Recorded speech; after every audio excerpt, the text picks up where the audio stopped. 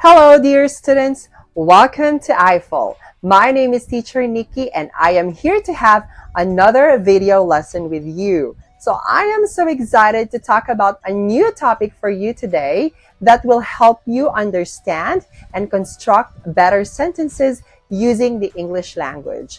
I know that these lessons will be very helpful for you to communicate using the English language that are grammatically correct and properly constructed, considering that we will be talking about some grammar topics. So I want you to concentrate on our lesson today, pay attention to our sample sentences, and please practice them very well even after the class. So let's go ahead and start our lesson.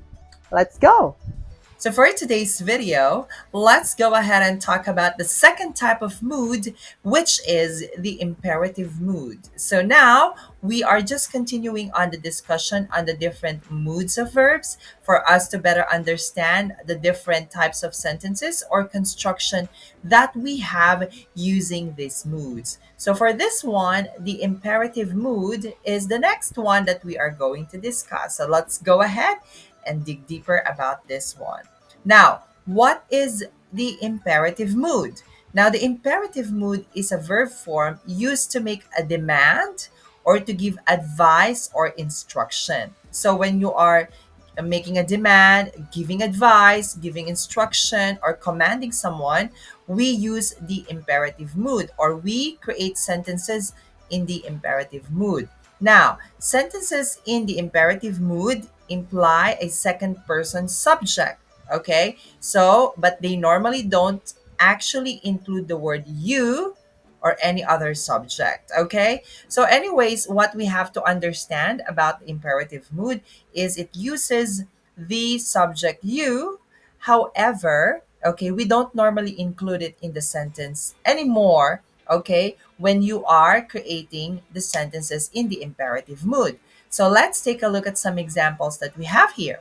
Stop, don't touch, go to your room.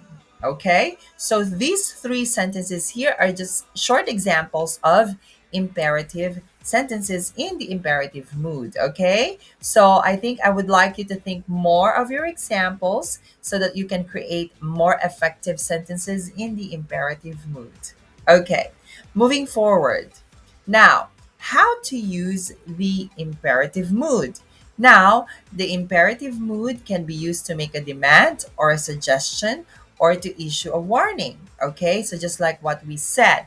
Now, it is commonly used in recipes, instruction manuals, on road signs, in GPS navigation, and when giving instruction or advice aloud. Okay, so why do you think we use it in recipes, manuals, so road signs or GPS or things alike?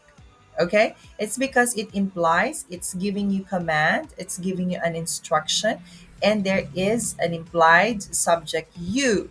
Okay, as if the manuals or the navigation are talking to you, okay, or to us as the second person in the conversation or communication. So that's why we normally see them in these, okay, in these things. Okay, so please remember all those. Now, verbs in the imperative mood don't follow the subject verb agreement rule. Why is that so? It is because, all right, remember that the imperative sentences or in the imperative mood sentences, they actually take the infinitive form of the verb. So, run, look, okay? So, normally it is the base form of the verb because we start these sentences in these verbs or we start the sentences with the infinitive forms of the verb. Okay? Now, the subject of the sentence in the imperative mood is implicitly the second person pronoun you. So this is what we call the hidden subject you.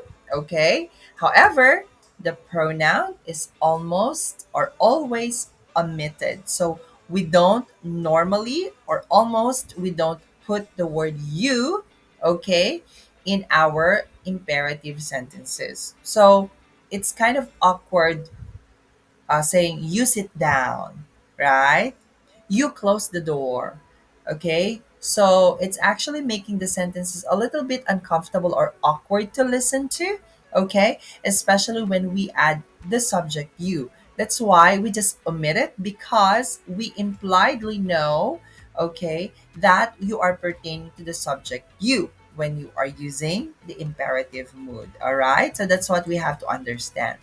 Now, exclamation points, okay, are commonly used in the imperative sentences to emphasize the intensity of a demand. Okay, so when especially it is a demand, okay, we put the exclamation point, or we give more emphasis or more feelings to it. However, this is not obligatory and can seem overly dramatic depending on the context, okay?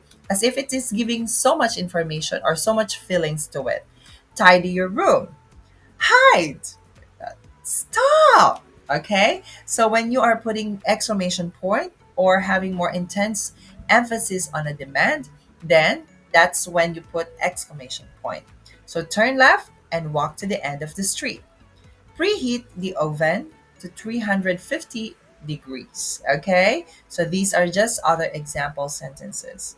Now, depending on the context, statements in the imperative mood, go back to me as soon as possible, may be considered rude or abrupt. Right. Okay, so when you are using the imperative mood, it can be misinterpreted as rude or bossy.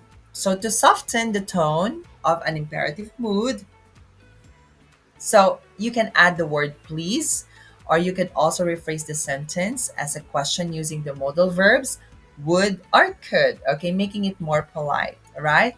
Please get back to me as soon as possible, right? That makes it a little bit softer. Now, if you want to make it more polite, you can use could, but make it a question form. Could you get back to me as soon as possible, please? All right, that even makes the sentence more polite, okay, or more pleasing to hear, okay, for the other person. Now, negatives. So, negative constructions in the imperative mood are formed by adding do not, okay? So, before the imperative verb. Okay, like for example, do not enter. Don't answer the phone. Then it is negative imperative. Okay? Very easy. Now, first person plural imperatives are used to suggest that both the speaker and the addressee do something. They are expressed using imperative verb along with a combination of the verb let and the person plural object pronoun us. So let's dance. Let us hope it never happens again. So this is first person plural because there is an indication that you, the speaker, and the person addressing to do something together. Okay?